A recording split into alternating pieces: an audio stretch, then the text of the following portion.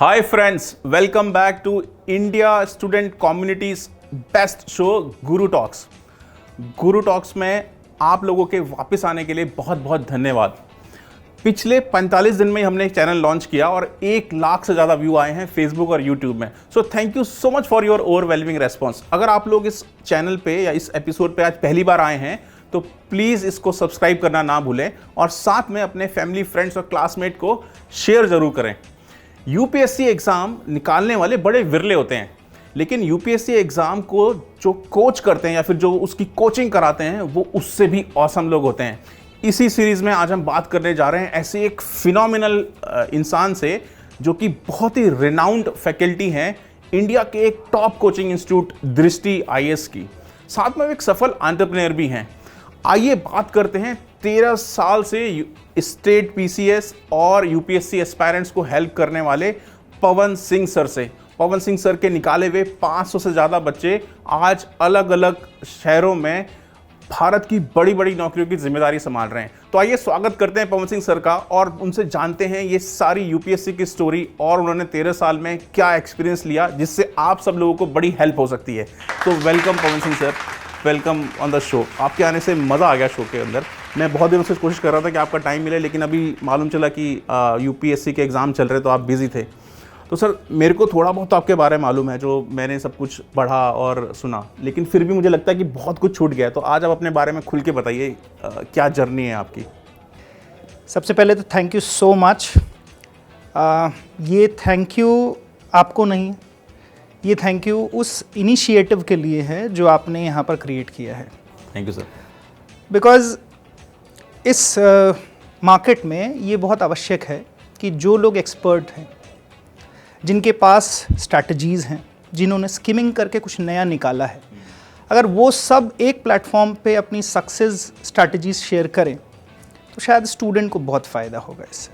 और अल्टीमेटली हम सब का जो उद्देश्य है वो यही है कि दूर दराज में बैठे हुए स्टूडेंट जो सब करोल बाग, मुखर्जी नगर जैसी जगहों पे नहीं जा सकते हैं, वो इसके माध्यम से स्ट्रैटेजी समझें। और मेरा ये मानना है कि यूपीएससी का जो एग्ज़ाम है, सबसे पहली बात जो मैं अपनी यहाँ से स्टार्ट करना चाहूँगा वो यही है कि ये एग्ज़ाम स्ट्रैटेजी का है, प्लानिंग का है, ओवरऑल पर्सनालिटी का है। अगर सिर्फ नॉलेज की बात होती तो आप ये सोच सकते हैं कि यूनिवर्सिटीज़ में, आईआईटीज़ में, आईएम्स में बहुत केपेबल लोग हैं। गवर्नमेंट उनको उठा करके किसी भी पोस्ट पे बैठा सकती है, ठीक है। और ये इतनी कॉवेटेड जॉब है कि कोई भी जाना चाहेगा, है ना। अगर हम देखें तो लेटरल एंट्री में भीड़ लगी हुई है। बिल्कुल, मैंने अभी देखा कि बहुत सारी रिक्वेजिशंस आई हैं गवर्नमेंट की तरफ से। तो आप समझ सकते हैं कि कितना चार्म है इस सर्विस का, ठीक है। तो एक बात तो हमें ये पता चलती है कि ये एग्जामिनेशन नॉलेज का नहीं है। नॉलेजेबल लोग यूनिवर्सिटीज़ में हैं, उन्हें लाया जा सकता है और बनाया जा सकता है। वो सब भी यही हिस्ट्री, ज्योग्राफी, पॉलिटी, इकोनॉमी पढ़ा रहे हैं, ठीक है। पर क्या कारण है सबको, either the students are coming from IIT, AIIMS, medical background, MBAs, सब एक ही प्रोसेस से गुजरते हैं, है ना। सब वही सब्जेक्ट पढ़ते हैं, उसी तरीके का एग्ज़ाम हैंडल करते हैं, वही इंटरव्यू बोर्ड उनका होता है, सब कुछ वैसा ही होता है। तो क्यों सबको एक ही जैसा एग्ज़ाम देने को बोला जाता है? और क्यों उस एग्जामिनेशन में आर्टिफिशियल इंटेलिजेंस नहीं है, रोबोटिक्स का स्टडीज़ नहीं है, मेडिकल साइंसेस नहीं है, ऐसे कोई सब्जेक्ट नहीं है जो फ्यूचरिस्टिक हैं? तो उसमें क्यों पढ़ाया जा रहा है जियोग्राफी, हिस्ट्री, पॉलिटी, इकोनॉमी, ये सब्जेक्ट क्यों पढ़ाए जा रहे हैं? क्यों नहीं जो डिमांड है, आज तो वही है ना डिमांड, आर्टिफिशियल इंटेलिजेंस पढ़ाओ, रोबोटिक्स पढ़ाओ, अच्छी जॉब लगेगी। तो ये सब्जेक्ट क्यों जिनको स्टूडेंट्स पढ़ना भी नहीं चाहते हैं, क्योंकि इनसे कोई जॉब नहीं मिलती है। गवर्नमेंट जॉब के अलावा वो कहाँ देख सकते हैं इन सब्जेक्ट को पढ़ करके? थोड़ा यूजीसी नेट वगैरह दे दिया, इधर उधर का कुछ एग्जाम दे करके टीचर वीचर बन गए, ठीक है। तो सबसे पहली बात जो मैं स्टूडेंट्स को ये समझाना चाहूँगा, अगर आपके दिमाग में ये गलतफहमी है कि ये एग्ज़ाम सिर्फ पढ़ करके, नॉलेज गेन करके निकाला जा रहा है, तो आपसे ज़्यादा नॉलेजेबल लोग मार्केट में बैठे हुए हैं। अब मैं अपनी जर्नी से स्टार्ट करूँगा। मैं उत्तर प्रदेश से आता हूँ, कौशाम्बी डिस्ट्रिक्ट है एक, तो मेरी एजुकेशन और इनिशियल लाइफ जो है वो वहीं हुई। कौशाम्बी एक ऐसा डिस्ट्रिक्ट है जहाँ कोई शहर नहीं है और कोई भी बहुत अच्छा स्कूल नहीं है। छोटी सी जगह है, फादर का ट्रांसफ़र था वहाँ पे, वो पुलिस विभाग में थे, तो वहाँ से मैंने एक सरकारी स्कूल से अपना एजुकेशन स्टार्ट किया। मुझे नहीं पता था कि ज़िंदगी जो है ना वो कुछ और कहानी लिख रही है, ये पता नहीं था, बस ऐसे ही तैयारी करना स्टार्ट कर दिया। तो मैंने ऑप्शनल सब्जेक्ट लिए, फटाफट तैयारी स्टार्ट की and at the very first attempt जो है मेरा प्रीलिम्स क्वालिफाई हो गया। ऑसम। फर्स्ट अटेम्प्ट में प्रीलिम्स क्वालिफाई हो गया, मेंस नहीं क्वालिफाई हुआ क्योंकि ऑप्शनल के लिए जो एक्सपर्टीज़ चाहिए होती है वो एक्सपर्टीज़ अभी तक डेवलप नहीं हो पाई थी, वो अंडरस्टैंडिंग नहीं डेवलप हो पाई। तो आप कोचिंग ले रहे थे या आपने सेल्फ स्टडी? मैं जॉब कर रहा था। ओह। मैं गुड़गांव में जाता था जॉब करने, मेरा नाइट शिफ्ट भी हुआ करता था कई बार, पर प्रिपरेशन वैसे मैंने खुद से की है। खुद से प्रिपरेशन करने का फ़ायदा ये होता है कि आप एक छात्र के रूप में सारी पॉजिटिव नेगेटिव कमियां खूबियां अपनी देखना प्रारंभ कर देते हैं। अगर आप सीरियस कंटेंडर हैं तो आपको दिखने लग जाती हैं। जी। तो अभी हुआ ये कि सेकेंड अटेम्प्ट में जब मैं गया तो मैंने देखा कि यूपीएससी ने प्रीलिम्स का पैटर्न चेंज कर दिया और सीसेट आ गया। सीसेट आ गया, अच्छा। बहुत लोग बहुत परेशान हुए, मैं तो बहुत खुश हुआ। अच्छा। खुश इसलिए हुआ क्योंकि कैट की प्रिपरेशन के दौरान तो ये सब पढ़ा ही था अच्छे से। हाँ। मैंने कहा अब तो लॉटरी लग गई, इस बार तो निकालेंगे ही निकालेंगे। तो उसके बाद जो है सिर्फ और सिर्फ सीसैट की वजह से, बहुत लोगों का सीसैट की वजह से नहीं निकला जिनका जीएस अच्छे से प्रिपेयर था। एकदम नया आ गया था लोगों के लिए। मेरा जीएस भले बहुत अच्छे से प्रिपेयर नहीं था पर सीसैट में हमने दांव मार दिया और उसकी वजह से प्रीलिम्स फर्स्ट जो सीसैट 2011 में हुआ था, ठीक है, उसके बाद से प्रीलिम्स क्वालिफाई हो गया। उस अटेम्प्ट में मेंस भी क्वालिफाई हो गया, इंटरव्यू भी दिया। अरे वाह। ठीक है। अगेन वही चीज़ हुई कि जो मेरा फर्स्ट अटेम्प्ट था उसमें मैंने ऐसे सब्जेक्ट ले लिए थे जिसमें मेरे मार्क्स अच्छे नहीं आए। ओके। ठीक है, तो मैंने फिर से ऑप्शनल चेंज कर दिया। अब यहाँ से मैं आप सबका जो ध्यानाकर्षण है वो एक गलती की तरफ लाना चाहूँगा जो मैंने अपनी ज़िंदगी में की है। वो ये है कि ऑप्शनल मैं चेंज करता रहा, है ना। तो कई बार जो है बहुत ज़्यादा ओवर कॉन्फिडेंस होना भी गलत हो जाता है। तो जिस ऑप्शनल में पिछले बार अच्छे मार्क्स नहीं आए उस ऑप्शनल को छोड़ दो, जिस ऑप्शनल में टॉपर बना है कोई उस ऑप्शनल को ले लो, ये करते रहें। मेरा एक फ्रेंड अभी जो है वो सिविल सर्वेंट है, मेरा रूम पार्टनर भी रहा है, बहुत अच्छे बुरे दिन हम दोनों ने साथ में देखे। वो भी ऐसे ही करिश्माई व्यक्तित्व का था, कभी मैकेनिकल इंजीनियरिंग ले ले, कभी इलेक्ट्रॉनिक इंजीनियरिंग, ओहो, कभी हिंदी साहित्य। और हम दोनों का जो एक जोड़ी था वो ऐसा ही करिश्माई टाइप का हुआ। एडवेंचरस। वो भी चेंज करता, मैं भी चेंज करता। तो एक जो गलती सारे स्टूडेंट से होती है, कई करते हैं ये, कि ट्रेंड को देख करके ऑप्शनल सब्जेक्ट चेंज करते रहते हैं। हाँ, ये गलती नहीं करना। तो बड़ी इंटरेस्टिंग जर्नी है सर आपकी, और आपने फाइनल राउंड तक गए, राइट। और शायद वही एक बात है कि फाइनल राउंड तक करने के बाद मैंने आपके बारे में पढ़ा कि उसी समय आपने बहुत सारे एग्जाम निकाले, जैसे आर्मी के भी एग्जाम निकाले, गवर्नमेंट के अलग सारे एग्जाम निकाले। वो तो आपके लिए एकदम केक वॉक होगा, राइट। बट लेकिन आपका फिर उस वक्त दिमाग में आ गया था कि यूपीएससी निकालना है, तो सारे लोग साइड में रख देते हैं, हम यूपीएससी की तरफ भागते हैं, क्योंकि ऑलरेडी एमबीए वाली जॉब तो आप छोड़ ही आए थे, राइट। अगर आप आपने वो जॉब करी होती तो शायद आप आज जहाँ पर हो वो बेहतर जगह होते, या फिर आप वो जर्नी कंटिन्यू करते, क्या सही रहता? मतलब आप उस जर्नी को कंटिन्यू रखते, कोई भी गवर्नमेंट जॉब ले लेते, आप तब बेहतर होते, या आप आज लगता है कि आज आप बेहतर हो? मुझे लगता है, देखिए मैं इस मामले में जो है ना वो एकदम ब्लैक एंड वाइट देखता हूँ। ओके। मुझे लगता है मैं आज बेहतर हूँ, एज एन मेंटर मैं आज बेहतर हूँ। और एक बात और ये है कि जब भी आप यूपीएससी की प्रिपरेशन कर रहे होते हैं तो कभी ये मत सोचिए कि आपने ज़ीरो से स्टार्ट किया है। हाँ, बहुत कुछ आप पीछे सीख के आए हैं। स्टूडेंट ये सोचते हैं मैं कोचिंग में आया हूँ तो मैं बिल्कुल ज़ीरो हूँ, मुझे कुछ नहीं आता है। आप ज़ीरो पे नहीं हैं, आपका बहुत अच्छा एक बैकग्राउंड बन चुका है, फंडामेंटल्स आपके बन चुके हैं, आप ग्रेजुएट हैं, पोस्ट ग्रेजुएट हैं। तो पहले ये कॉन्फिडेंस डाल करके आइए। मैं तो हमेशा से सोचता हूँ ना, जो यूपीएससी एस्पायरेंट होते हैं ना, उनसे ज़्यादा करेजियस कोई नहीं होता, राइट। ये यूपीएससी करने का दम, हर साल लगभग 10 लाख लोग करते हैं। हिंदुस्तान की 40 करोड़ की पॉपुलेशन में 10 लाख लोग अगर यूपीएससी एस्पायरेंट बनने का सोच रहे हैं ना, तो वो सच में बहुत करेजियस हैं।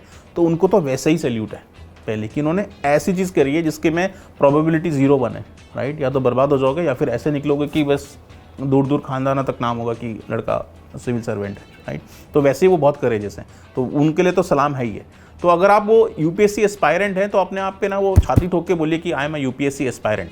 तो उसमें शर्म वरम करने की जरूरत नहीं और डर के छुप छुप के करने की जरूरत नहीं है। चौड़ी छाती होकर मुझे लगता है कि करना चाहिए। जितने भी गुरुओं से मैंने पिछले 3 सालों में बात की है तो मेरे को यही निकल के आया कि ये बहुत करेजियस स्टेप है यूपीएससी एस्पायरेंट बनना। तो please keep this proud in you कि यार मैं एक यूपीएससी एस्पायरेंट हूँ, और दम लगा के जोर लगाइए। और ऐसे ऐसे गुरु तो हैं ही आप लोगों को हेल्प करने के लिए। सर आप पिछले 13 सालों से निकाल रहे हो इतने सारे बच्चों को, राइट। 500 बच्चे निकल गए, लगभग हर शहर में कोई ना कोई तो ब्यूरोक्रेट होगा। आजकल आप दृष्टि आईएएस में कोचिंग कराते हो। सर मुझे ना दृष्टि आईएएस के बारे में पढ़ना है, सुनना है, समझना है कि ऐसा वो क्या कराते हैं कि हर साल बच्चे निकलते हैं। इस साल अभी रिजल्ट आया 260 बच्चे फिर निकल गए और लगभग टॉप रैंक में ही 100 टॉप रैंक में ही आ रहे। तो दृष्टि कोचिंग सेंटर में ऐसा क्या कराते हैं, कैसे पढ़ाते हैं, क्या अलग करते हैं वो लोग?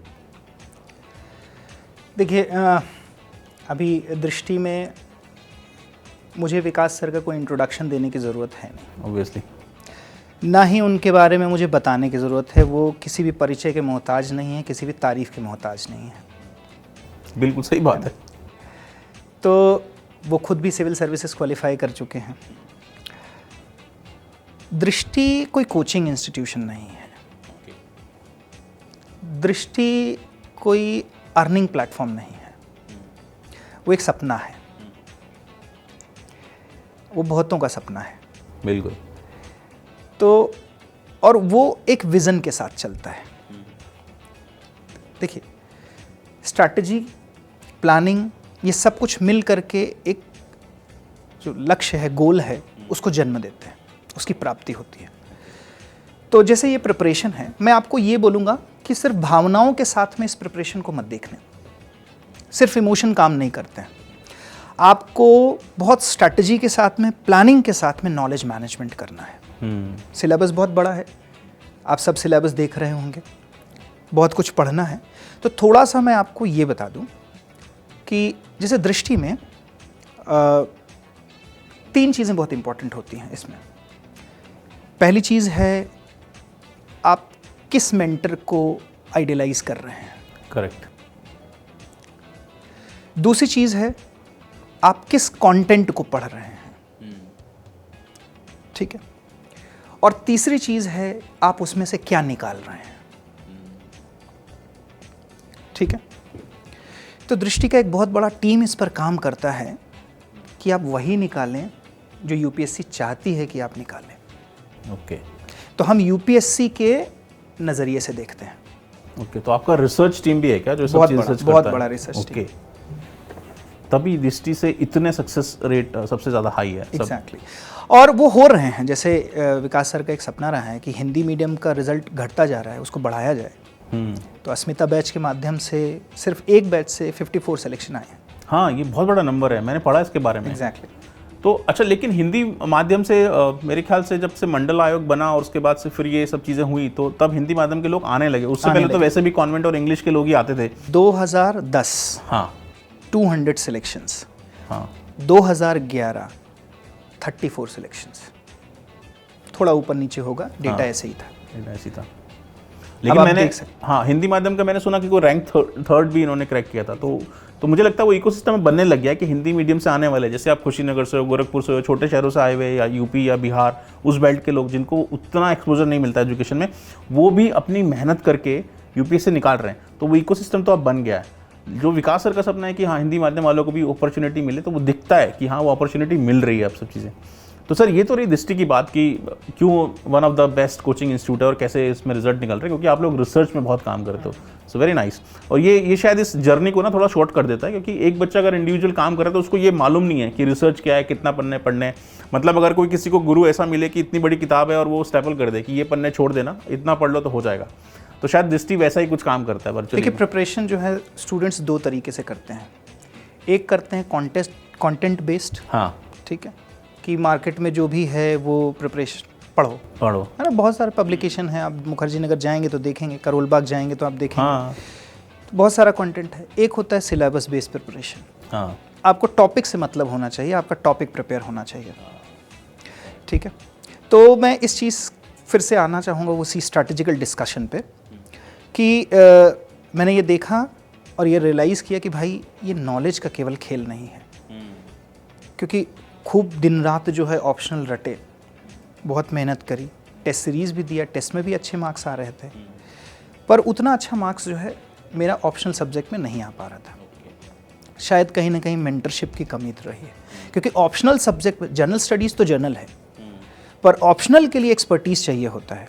बिल्कुल सही बात है। ठीक है, तो ये बात आपने बहुत अच्छी बोली कि कैसे उस तरह को प्रिपरेशन को देखना चाहिए। अब मैं सर उस पॉइंट पे आता हूँ कि दृष्टि वाली बात हमने करी, दृष्टि कोचिंग सेंटर ऐसा है, लेकिन हिंदुस्तान में 4 कम्युनिटी में पढ़ाई होती है, self study, home tuition, institutional coaching और वेब और मोबाइल एप्लीकेशन पे। तो क्या कितना इंपॉर्टेंट है एक कोचिंग इंस्टीट्यूट से अपने आप को एसोसिएट करना या किसी टीचर से एसोसिएट करना अपनी यूपीएससी की जर्नी में? क्या इसके बिना यूपीएससी बिल्कुल नहीं निकल सकता, या आपको ये करना ही पड़ेगा, किसी कोचिंग सेंटर में जाना ही पड़ेगा और तभी आप यूपीएससी निकाल सकते हो? क्या आपका सोच है इस पर? देखिए एक स्टूडेंट एस्पिरेंट 21-22 साल की उम्र में तैयारी अगर स्टार्ट कर रहा है, कुछ लोग 20-25 साल की उम्र में तैयारी स्टार्ट करते हैं, उन्होंने अपने साथ ज़िंदगी में 20-22 साल बिताए हैं। तो जब हम अपने साथ सबसे लंबा समय बिताते हैं ना, तो हम ही अपनी परिस्थितियों को बेहतर जानते हैं। तो एग्जामिनेशन तो सेल्फ प्रिपरेशन से भी निकल रहा है, बहुतों का आपने देखा होगा निकल भी रहा है, ठीक है। कोचिंग ज्वाइन करके भी निकल रहा है, ठीक है। इसका मतलब है कि एग्जामिनेशन दोनों तरीकों से निकलता है। आप कौन सा तरीका चुनते हैं ये आपके बहुत सारे फैक्टर्स पर निर्भर करता है। Correct. Financial factor is one of the most important factor, क्योंकि मुखर्जी नगर करोल बाग में रहने का खर्चा 20,000 15,000 महीना होता है। हाँ। उसके साथ साथ कोचिंग की फीस भी होती है, फिर किताबें लेते हो, किताबें लेते खाएंगे हैं, आप सब लोग। कुछ। और एक जो बड़ी चीज़ जो हम काउंट नहीं करते हैं वो है अपॉर्चुनिटी कॉस्ट। आप जिस समय प्रिपरेशन कर रहे होते हैं 2 साल 3 साल, वो आपकी ज़िंदगी का गोल्डन फेज होता है। हाँ, मतलब ये 20, 21, 22 साल की उम्र में तो अपने प्रीमियम पे होते हो ना, फिजिकली भी मेंटली भी।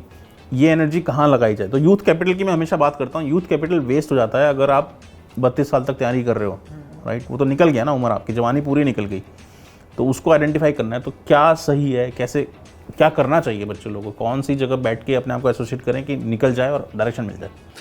देखिए, अगर फाइनेंशियली सब ठीक है तो आप कोचिंग इंस्टीट्यूशन ज्वाइन कर सकते हैं। उसमें होगा ये कि आपके बहुत सारे एफर्ट्स बच जाएंगे, क्योंकि अगर कोई आपके लिए होमवर्क कर रहा है तो आपको उसका फ़ायदा मिलेगा, ठीक है, गाइडेंस मिलेगा। सबसे इम्पॉर्टेंट चीज़ मैंने ज़िंदगी में जो सीखी है वो है डिसिप्लिन। कोई इंसान बहुत इंटेलिजेंट है, खरगोश की तरीके दौड़ता है, पर डिसिप्लिन और कंसिस्टेंसी नहीं है तो नहीं कर सकता है। तो कहते हैं ना, होनहार विद्वान जो होता है ना, वो ये चीज़ें कर लेता है, और करत करत अभ्यास के जड़मत होत सुजान। तो एक रस्सी भी पत्थर को जो है निशान डाल देती है कुएं में। तो अगर कोई स्टूडेंट जो है उसका बैकग्राउंड, ये मैंने खुद अपनी चीज़ से, अपने ज़िंदगी से सीखा, आपका बैकग्राउंड कितना भी कमज़ोर है। मैंने एक इम्पॉर्टेंट बात मैं बताना चाहूँगा उन सभी हिंदी मीडियम के स्टूडेंट्स के लिए कि मैंने हिंदी में भी प्रिपरेशन की है और इंग्लिश में भी प्रिपरेशन की है। हिंदी में भी मैंने इंटरव्यू दिया है, इंग्लिश में भी इंटरव्यू दिया है। ठीक है। जब 2013 में चेंज हो गया पैटर्न और एक ऑप्शनल सब्जेक्ट हो गया, तब मैंने पैटर्न अपना बदल दिया। नया जीएस का सिलेबस आ गया मेंस में। मैंने बोला ना, मैं ट्रांजिशन फेज से आता हूँ, और मैं आपको एक बात बता दूं कि जो ट्रांजिशन से गुजरता है ना, बहुत स्ट्रॉन्ग पर्सनालिटी बनता है। एक वॉर से ही एक वॉर लॉर्ड निकलता है। बिल्कुल बिल्कुल सही बात है। तो मैंने वो ट्रांजिशन देखा है, लैंग्वेज का ट्रांजिशन देखा है, हर वो फेज़ यूपीएससी का देखा। आज तो स्टेबल आ गया है ना, तो हिंदी का सिलेक्शन अब थोड़ा रिस्पेक्टेबल हो रहा है। पर मैं उन स्टूडेंट्स को ये बताना चाहूँगा, कभी भी लैंग्वेज को लेकर के कोई ग्रज नहीं रखना। हिंदी में पढ़ना, इंग्लिश में पढ़ना, इम्पॉर्टेंट ये है कि आपका टॉपिक, आपके कॉन्सेप्ट प्रिपेयर होने चाहिए। करेक्ट, ठीक है। और फिर मैंने यही बोलना चाहूँगा, नॉलेज का एग्जामिनेशन नहीं है। अभी मैं आता हूँ इस बात पे कि एग्जामिनेशन है क्या। तो मैंने ये देखा कि मीडियम चेंज करके इंग्लिश पर काम करके थोड़ा सा और बेहतर किया गया, ठीक है। तो उसके साथ साथ मैंने एक और काम स्टार्ट किया, सर्वाइवल तो करना ही था, जॉब भी लग चुकी थी, पैसे का चस्का भी लग चुका था, तो फिर मैंने उसी टाइम से पढ़ाना भी स्टार्ट कर दिया। और तब तक मैं 4 ऑप्शनल सब्जेक्ट पढ़ चुका था। उसका फ़ायदा ये मिला कि at a very young age मैं टीचर बन गया। हाँ, तो आपकी वो क्योंकि MBA में प्रेजेंटेशन देना आ गया, हाँ UPSC ने नॉलेज दे दिया, पढ़ाना आ गया, हाँ, वो दोनों का मिक्सचर ही टीचिंग हो जाता है। ठीक है। तो मैं कोई आप कहें कि इंसिडेंटल टीचर नहीं हूँ कि भाई इंसिडेंट बन गया। I became teacher by choice, I became teacher with virtues, ठीक है। क्योंकि मैंने ये पहचाना कि हाँ मेरे अंदर ये स्किल है। तो गया तो मैं सर्वाइवल के लिए था, पर ये उस टाइम मुझे दिख गया कि हाँ ये मेरी पर्सनालिटी का बेस्ट पार्ट है।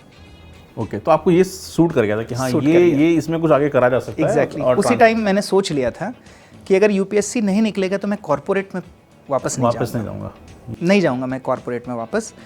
मैं भले कंटेंट की जॉब करूं, कुछ भी करूं, पढ़ाऊं, कुछ भी करूं, कैसे भी। सर आपने ना मेरे को बता दिया कि अगर पैसा है तो आप किसी अच्छे कोचिंग इंस्टीट्यूट में चले जाइए या फिर कुछ है। आप देखिए दृष्टि जैसा कोचिंग सेंटर हर शहर में तो है नहीं, लेकिन एस्पायरेंट तो हर जगह है। तो अगर आपके पास पैसा है और आपके शहर में दृष्टि जैसा कोचिंग सेंटर नहीं है तो कैसे चुनें, कोचिंग सेंटर कैसे चुनें और क्या सही टेक्निक है उसको चुनने की? देखिए, एक तो ऑनलाइन में बहुत सारे कोर्सेज आते हैं, तो आप ऑनलाइन हेल्प ले सकते हैं। दूसरी चीज़, अगर आप ऑनलाइन कोर्स के लिए भी पैसा नहीं है तो यूट्यूब पर आज आप कौन सा टॉपिक है ऐसा जो सर्च करें और आपको मिले ना। देखो, मैंने पहले ही कहा था नॉलेज का गेम नहीं है। मैं आपको बताता हूँ गेम क्या है, ठीक है। क्योंकि नॉलेज तो सारी यूट्यूब पर फ्री में अवेलेबल है, तो कोचिंग आपको क्यों चाहिए? वो इसलिए चाहिए कि आप एक टीचर, एक मेंटर को आइडियलाइज करते हैं, वो आपकी पर्सनालिटी में उतरता है, आपकी आत्मा में उतरता है, ठीक है। वो आपको सिर्फ नॉलेज नहीं देता है, आप उसकी पर्सनालिटी को देखते हैं। मुझे मेरे इंटरव्यू के दौरान जो है ना, एक बहुत बड़े आर्मी ऑफिसर ने बोला था कि IAS बनो ना बनो, पर ये ज़रूर सोचो कि तुम IAS हो, ठीक है। जब आप ये सोचते हो तो आप वैसा ही बिहेवियर अपनी ज़िंदगी में लाते हो, आप चीज़ों को वैसे ही सोचना स्टार्ट करते हो। तो जो मैंने आपको बात कही थी वो ये है कि इमोशनल होकर के सिर्फ किसी मोटिवेशन के बेसिस पर इस एग्जामिनेशन को मत देखिए। कैलकुलेटिव रिस्क लीजिए, सिलेबस का एनालिसिस करिए, ठीक है।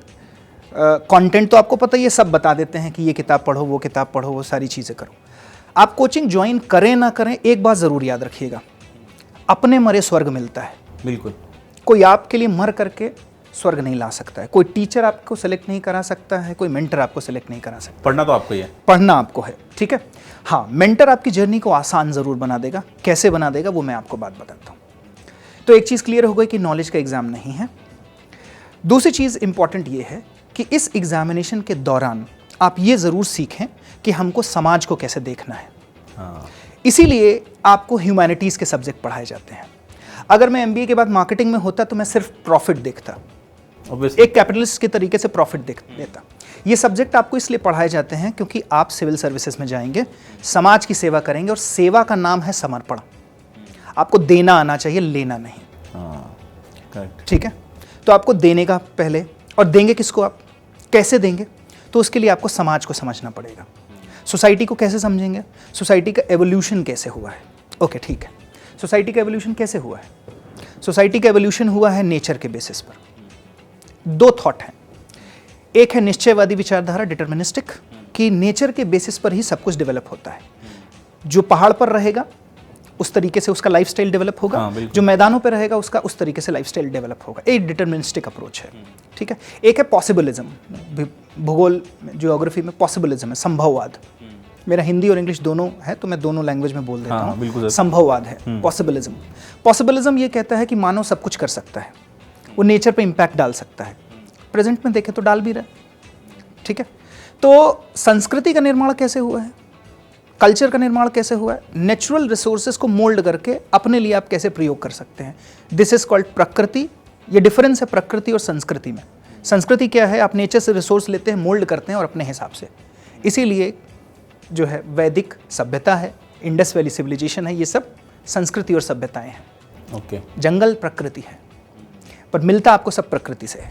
तो सबसे पहले आपको ये समझना है कि प्रकृति काम कैसे करती है, प्रकृति का ऊर्जा चक्र। मैं किसी सिलेबस पे बात नहीं करूंगा, मैं किसी टॉपिक पे बात नहीं करूंगा, मैं एक इनसाइट की बात कर रहा हूँ, ठीक है। आप कोचिंग ज्वाइन करें ना करें, ठीक है, पर ये हमेशा ध्यान रखिएगा, करना आपको खुद है। हाँ। तो खुद की पर्सनालिटी में क्या पैदा करना है आपको, खुद की पर्सनालिटी में आपको पैदा ये करना है कि आपको ये जानना होगा पहले कि नेचर कैसे काम करता है, ठीक है। नेचर कैसे काम करता है, nature knows everything, nature balance everything, ठीक है। ये आप कैसे जानेंगे, तो मैं आपको यूपीएससी के सब्जेक्ट को 2 पार्ट में कैटेगराइज कर देता हूँ। एक है जिन सब्जेक्ट्स के नेचुरल सेटअप्स होते हैं, जो आपको प्राकृतिक शक्तियों और संसाधनों के बारे में बताते हैं, जैसे भूगोल, environment ecology, physics, chemistry, biology, ये सब आपको प्राकृतिक शक्तियों और संसाधनों के बारे में बताते हैं। दूसरे सब्जेक्ट्स हैं एंथ्रोपोलॉजी टाइप के, ठीक है। तो ऐसे सब्जेक्ट हैं जिनका जो सेटअप है वो ऐसा है कि मानव ने उसको, तो आप अगर नेचर को समझ जाते हैं तो मानव ने कैसे उनको बनाया है, पॉलिटी, इकोनॉमी, साइंस टेक, मानव ने कैसे बनाया, आप उनको जान जाएंगे। अब ये 2 सेटअप ऑफ सब्जेक्ट को आप मिला करके जब समझ लेंगे तो अपने आप आपको पता चल जाएगा कि समाज कैसे बनता है और समाज की आवश्यकता क्या है। अब जब समाज की आवश्यकता आपको समझ में आ जाएगी तो समाज की सेवा के लिए ही तो ये सर्विस है। तो सबसे पहले आपके अंदर एटीट्यूड डेवलप होगा एक, कि समाज की सेवा कैसे की जाती है। हाँ, ओके। यहाँ से आप सिविल सर्वेंट बन गए। तो कोचिंग ज़्यादा इंपॉर्टेंट है कि वो एटीट्यूड रखना, वो विजुलाइज करना कि आप ऑलरेडी हो and then you start your journey. Exactly. Sir मैं अब आता हूँ और थोड़ा डीप और थोड़ा सा और उसको स्क्वीज़ करता हूँ। जैसे सब्जेक्ट तो बहुत सारे हैं यूपीएससी में, तो कोई ऐसा तरीका है कि ये सब्जेक्ट लेके आसानी से हो जाता है, क्योंकि आपने वो सारी जर्नी देखी, आपके दोस्तों ने मैकेनिकल भी पढ़ा, इलेक्ट्रिक भी पढ़ा और इलेक्ट्रिकल भी पढ़ा और ज्योग्राफी, हिस्ट्री, पॉलिटी, ये सारे सब्जेक्ट्स हैं। तो आपको क्या लगता है ज्योग्राफी सब्जेक्ट है कि उसको लेने से आसानी से हो सकता है, क्योंकि उसमें इंफॉर्मेशन मोस्टली कांस्टेंट है, वो चेंज नहीं होती। और अभी मैं जब बात कर रहा हूँ यूपीएससी एस्पायरेंट से और यूपीएससी के बहुत सारे कोचेस से, तो वो बोलते हैं कि यूपीएससी वो नहीं चाहता कि जो रट्टाफिकेशन वाले लोग हैं, अभी उसको कंसेप्ट चाहिए, अभी उसको नई चीज़ें चाहिए। तो उसमें ज्योग्राफी कैसे रोल प्ले करता है आज के पैटर्न के हिसाब से? देखिए, ज्योग्राफी सबसे पहले जैसे मैंने बताया कि ज्योग्राफी आपको ओवरऑल ह्यूमन सिविलाइजेशन का डेवलपमेंट कैसे हुआ है ये बताएगा। करेक्ट। उसी के बेसिस पर हिस्ट्री डेवलप होती है। हाँ, ठीक है। तो जियोग्राफी ही आपका फंडामेंटल तैयार करता है। पर मैं ये नहीं कह रहा हूँ कि आप सिर्फ जियोग्राफी ऑप्शनल सब्जेक्ट लीजिए, ठीक है। हो सकता है भविष्य में ऑप्शनल सब्जेक्ट हट भी जाए। वो अच्छा, ज्योग्राफी हट भी सकता है, कोई ऑप्शनल सब्जेक्ट हट सकते हैं, सिर्फ जीएस रह सकता है। हाँ, okay। तो मेरे कहने का मतलब है कि ऑप्शनल सब्जेक्ट अपनी स्ट्रेंथ और वीकनेस को देख के चूज करें। आपका कुछ लोगों का नेचर होता है कि वो ह्यूमैनिटी सब्जेक्ट को अच्छा कर लेते हैं, कुछ का ये है मैथ्स में अच्छे हैं, अगर मैथ्स में एमएससी बीएससी किया हो तो आप वैसे सब्जेक्ट। तो सब्जेक्ट का चुनाव जो है अपनी स्ट्रेंथ वीकनेस के हिसाब से लीजिए। आसान या कठिन कुछ होता नहीं है। हाँ, यूपीएससी में तो वैसे भी नहीं होता, क्योंकि आसान या कठिन कुछ नहीं होता है, आपको करना है, ठीक है। और जो बात मैं कर रहा हूँ वो ये है कि एक बार आपको खुद से मछली पकड़ना आ गया तो फिर आपको कोचिंग का भी ज़रूरत नहीं रहता है। You catch your fish and feed your self. Correct. तो चलो सर, अब मैं इसी बात पे आता हूँ कि अगर चलो माना ज्योग्राफी किसी ने लिया, तो वो कौन सी किताबें हैं कि वो किताबें पढ़ लेनी चाहिए? तो अपने घर में लाइब्रेरी लगा लें ज्योग्राफी की 20-25 किताबों की, या आप ऐसा कुछ सजेस्ट करते हो कि ये 5 किताबें तो आपके पास होनी चाहिए और उसको बार बार पढ़ो? तो क्या स्ट्रेटेजी सही है? देखिए, वो लाइब्रेरी प्रोफेसर साहब ने ऑलरेडी लगाई हुई है। ओके, ठीक है। आपको सिर्फ मैंने बोला सिलेबस बेस्ड प्रिपरेशन करनी है। टॉपिक आपके प्रिपेयर होने चाहिए। कैसे प्रिपेयर होने चाहिए? तरीका ये है कि सब्जेक्ट का पहला टॉपिक और आखिरी टॉपिक जब तक आपस में एक दूसरे से इंटर रिलेट आप नहीं कर पा रहे हैं, तब तक आप कहीं से भी पढ़ते रहिए, कोई फर्क नहीं पड़ेगा। तो inter relation is the most important thing. Book based examination नहीं है, सिर्फ बुकिश मत रहिए, दुनिया को देखिए। जैसे मैं खुद भी जो है वो वेरियस जियोग्राफिकल लोकेशंस पर जाता हूँ ताकि मैं जियोग्राफी को फील कर पाऊँ, अपने अंदर उतार पाऊँ, और मैं स्टूडेंट्स को वही प्रैक्टिकल जियोग्राफी पढ़ाता हूँ। ओके। क्योंकि स्टूडेंट लाइफ में बड़ा मुश्किल है कि आप ट्रैवल करो और यूपीएससी की तैयारी करो, तो वो टीचर अगर कर रहा है वो काम तो वो बहुत आसान है, बहुत अच्छी जाएगा। तो सर एक क्वेश्चन और है कि ज्योग्राफी अगर आप पढ़ते हो ना, तो मैप का जो रिलेशनशिप है आपको समझ में आना चाहिए कि मैप से कैसे आप आराम से पढ़ सकते हो, क्या चेंजेस आ रहे हैं। तो उसकी कोई टेक्निक है कि कैसे आप उसके साथ कनेक्ट कर सकते हो मैप को लेकर, ज्योग्राफिकल मतलब इंटरनेशनल मैप को लेकर? तो वो कोई टेक्निक आप सिखाते हो? देखिए, मैं आपको 2 तरीके बताता हूँ। 2 अप्रोचेज हैं। एक को इंडक्टिव अप्रोच बोलते हैं, एक को डिडक्टिव अप्रोच बोलते हैं, आगमनात्मक और निगमनात्मक। ठीक है। सिंपल भाषा में बताऊं, एक तरीका होता है जर्नल से पर्टिकुलर जाने का और एक तरीका होता है पर्टिकुलर से जर्नल जाने का। ठीक है, कि आपने भारत के संबंध में या उत्तर प्रदेश उत्तराखंड की जियोग्राफी के संबंध में पढ़ा और उसके बाद आप दुनिया की तरफ बढ़ते हैं। दूसरा तरीका ये होता है कि आप पहले जो है वो जनरल लॉज को पढ़ते हैं, उसके बाद आप जो है इंडिया को पढ़ने या माइक्रो लेवल पर पढ़ने के लिए आते हैं।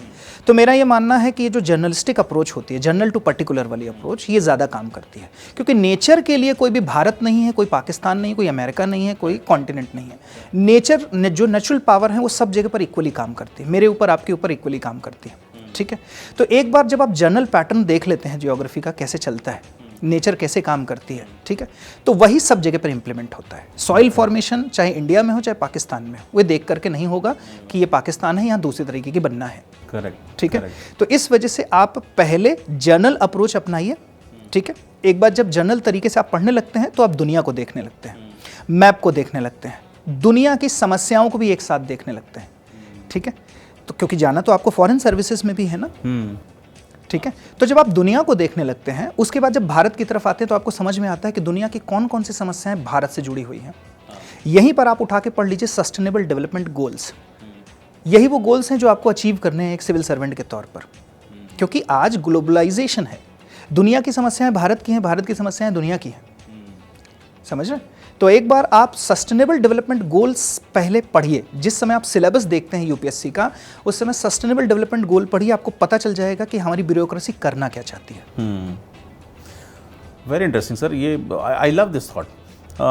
सो मेरा नेक्स्ट सवाल भी ना उसे मिलता जुलता है, क्योंकि जो आप बता रहे हो कि एक्चुअली अब सब लोग बोलते हैं कि यूपीएससी के लिए ना ये किताबें पढ़ लो, 4 किताबें पढ़ लो, 10 किताबें पढ़ लो और ये चीज़ें करो। बट मुझे ना थोड़ा उल्टा जानना है, जो मैं हर एक गुरु से पूछता हूँ कि क्या गलती कर रहे हैं। पिछले 13 सालों में आपने क्या देखा कि जो लोग निकले और जो लोग नहीं निकले, उन लोगों ने क्या गलतियां करी, मेनली जो कॉमन मिस्टेक है।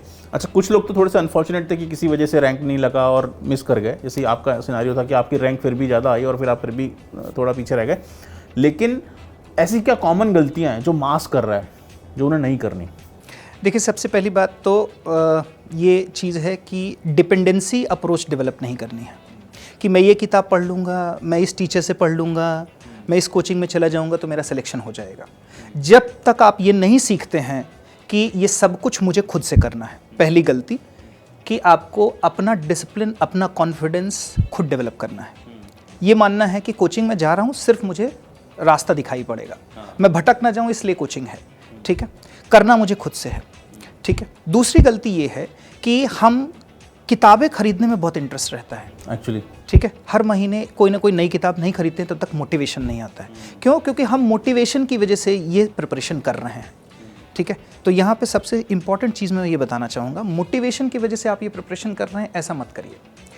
आप ये देखिए कि दुनिया की कौन सी समस्याएं हैं, भारत की कौन सी समस्याएं हैं जिनको आप सॉल्व कर सकते हैं, इस वजह से आप सिविल सर्वेंट बनना चाहते हैं, उनको आप एक पेपर में जॉट डाउन करिए। ठीक है, कि मैं ये इस देश के लिए करना चाहता हूँ।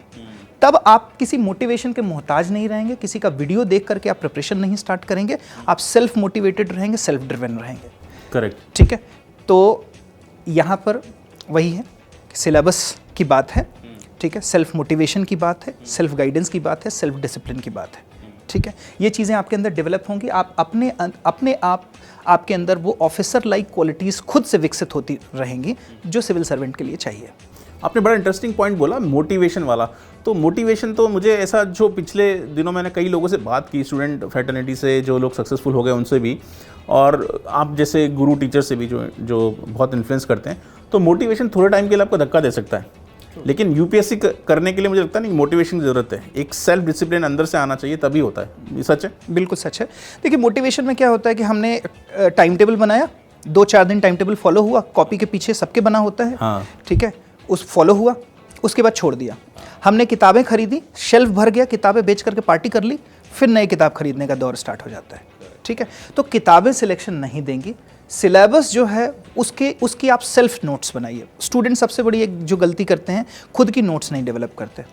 ठीक है, आप अपनी सेल्फ नोट्स बनाइए। टीचर आपके बनवा रहे हैं, अच्छी बात है, आप उसमें क्या एनरिचमेंट कर सकते हैं वो करिए। और एक जो सबसे इंपॉर्टेंट चीज़, ये जो एग्जामिनेशन है ना, इसमें करंट अफेयर का अब सबसे बड़ा रोल है। अगर आप सब्जेक्टिव करंट अफेयर पढ़ते हैं, जियोग्राफी का करंट अफेयर अलग, एनवायरनमेंट का अलग, इकोनॉमी का अलग, अगर आप करंट अफेयर डेवलपमेंट के बेसिस पर ये करते हैं, तो मैंने उन स्टूडेंट्स को भी सिलेक्ट होते देखा है जिन्होंने सिर्फ एनसीईआरटी खरीद के सफलता प्राप्त की है। आप सिर्फ एनसीईआरटी पढ़ें और उसके अलावा आप करंट अफेयर्स पढ़िए, अच्छे से पढ़िए, बढ़िया से एनालाइज कीजिए, ठीक है, टॉपिक्स को अच्छे से एनालाइज कीजिए, आप ये देखेंगे कि हो गया मामला।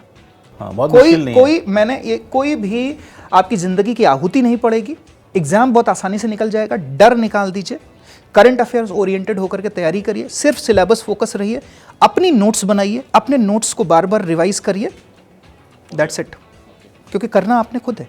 Correct sir. मुझे एक सवाल और बड़ा इंटरेस्टिंग पूछना है कि आपने भी ये जर्नी ट्रैवल करी और आप इंटरव्यू राउंड तक पहुँचे और वो भी 2-3 बार आप पहुँचो सर, लेकिन यूपीएससी में ना सिलेबस इतना सारा है कि इतना पढ़ना पड़ता है, तो सर वो क्या राइट स्ट्रैटेजीज़ हैं कि वो सारी इन्फॉर्मेशन को ना आप रिटेन कर पाओ? वो क्या स्ट्रैटेजीज होती हैं, आप क्या यूज़ करते थे और आपके स्टूडेंट जो निकले हैं वो क्या यूज़ करते थे? ऐसी क्या स्ट्रैटेजी सर, ये बड़ा इंपॉर्टेंट है। देखिए, मेरी ये स्ट्रैटेजी बनाने में मेरी वाइफ का बहुत रोल रहा है, क्योंकि प्रिपरेशन के दौरान ही मेरी शादी हो गई थी। अच्छा। नोट्स बनाना मुझे उन्होंने सिखाया कि एक्चुअली आपको कैसे क्रिस्प और कंसाइज नोट्स बनाने चाहिए। तो आप कोई भी सेंटेंस पढ़ते हैं उसका कीवर्ड होता है, ठीक है, तो आपको कीवर्ड पर फोकस करना है, ठीक है। वैसे तो उसमें कर्ता वगैरह होगा, क्रिया होगी, ये सब्जेक्ट ऑब्जेक्ट होगा, उसमें एक सेंटेंस में जो है ना बिटवीन द लाइन जो बोलते हैं, कीवर्ड क्या निकल के आता है, वो कीवर्ड का अगर आप नोट्स बनाते हैं तो रिवीजन जो है वो बहुत जल्दी संभव हो जाता है। Sir thank you so much for this answer. एक लास्ट सवाल है जो कि राइटिंग के ऊपर ही है, क्योंकि मेंस का पेपर तो बिना राइटिंग के है नहीं, तो ज्योग्राफी को लेके जो हम एस्से राइटिंग करते हैं या फिर वो चीज़ आती हैं, उसके लिए क्या स्ट्रैटेजीज़ है, वो कैसे सॉल्व कर सकते हैं? देखिए, राइटिंग के लिए यहाँ पे 2 तरीके की स्ट्रैटेजी है। एस्से की स्ट्रैटेजी अलग होती है, क्योंकि एस्से का डिमांड अलग है। देखिए, इस एग्जामिनेशन के हर फेज़ की अपनी डिमांड है। जैसे जो प्रीलिम्स फेज़ है उसकी डिमांड ये है कि आपके डिसीजन मेकिंग में कितनी एक्यूरेसी है, ठीक है, क्योंकि सिलेक्शन तो 50% में ही हो रहा है, ठीक है, 50% से कम मार्क्स में भी सिलेक्शन हो जाता है, करेक्ट, ठीक है। तो इसका मतलब ये है कि नॉलेज नहीं है, ठीक है।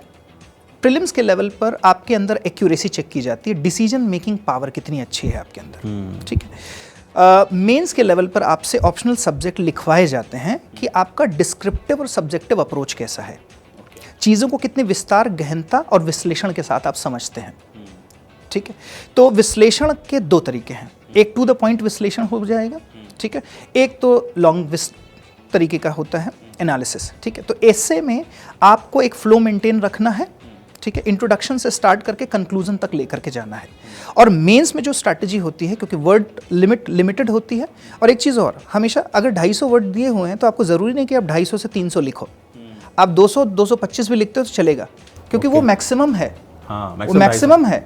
और यूपीएससी ने बोला है कि इतने में लिख के देना। आप 300 लिख रहे हो तो आप कर क्या रहे हो, आप डिसिप्लिन्ड नहीं हो, आप वॉयलेशन कर रहे हो रूल का, तो यूपीएससी पनिशमेंट देगी, और वो पनिशमेंट है माइनस मार्किंग प्रीलिम्स में। मेंस में अगर आप ज़्यादा राइटिंग करते हो तो अच्छे मार्क्स नहीं मिलते।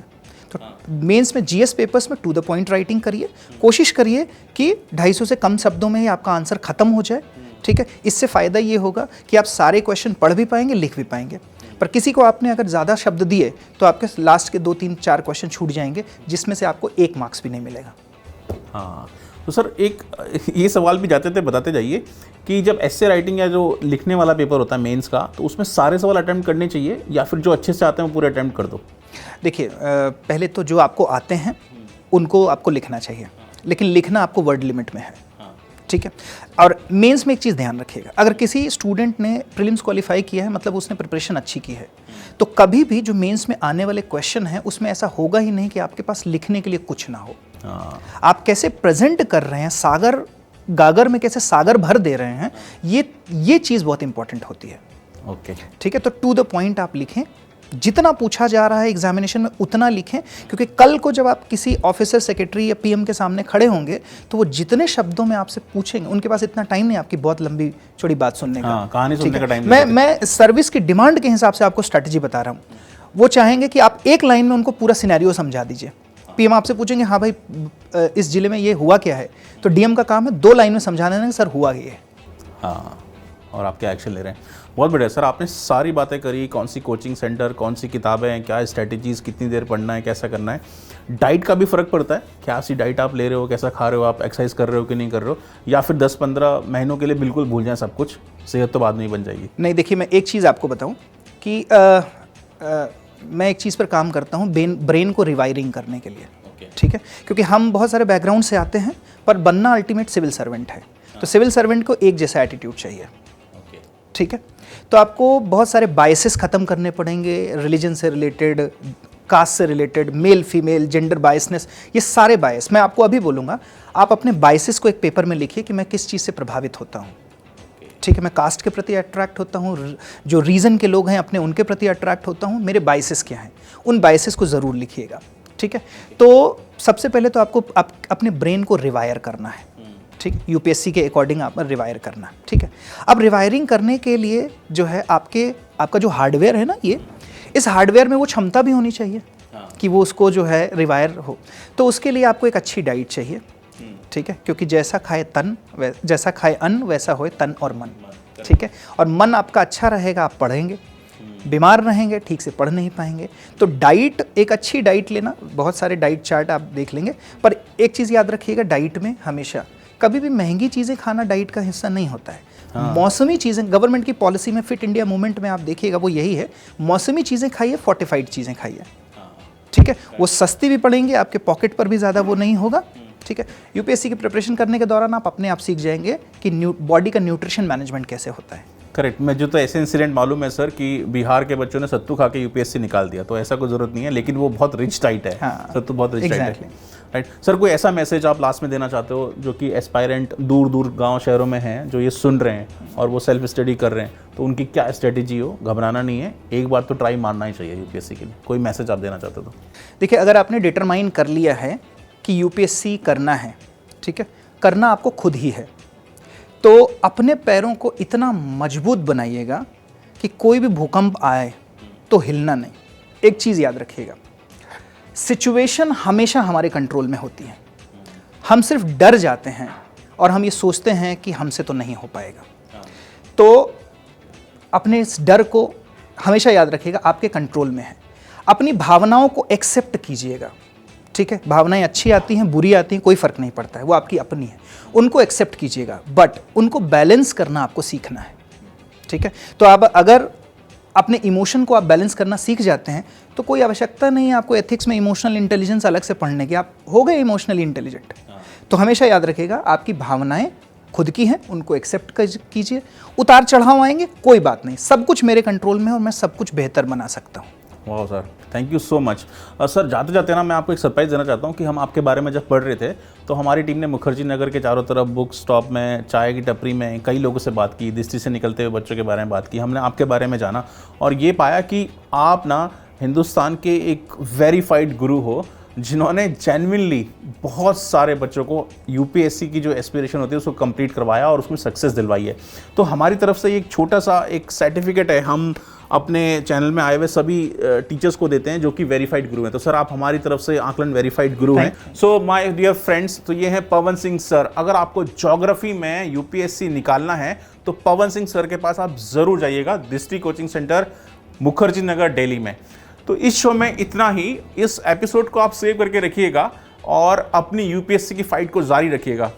हम फिर मिलेंगे आपसे अगले एपिसोड में एक नए शहर के नए गुरु के साथ, किसी एक इंडिया के मोस्ट डिफिकल्ट और कॉम्प्लेक्स एग्जाम को सॉल्व करने की टिप्स एंड ट्रिक्स के बारे में। तब तक के लिए बाय बाय।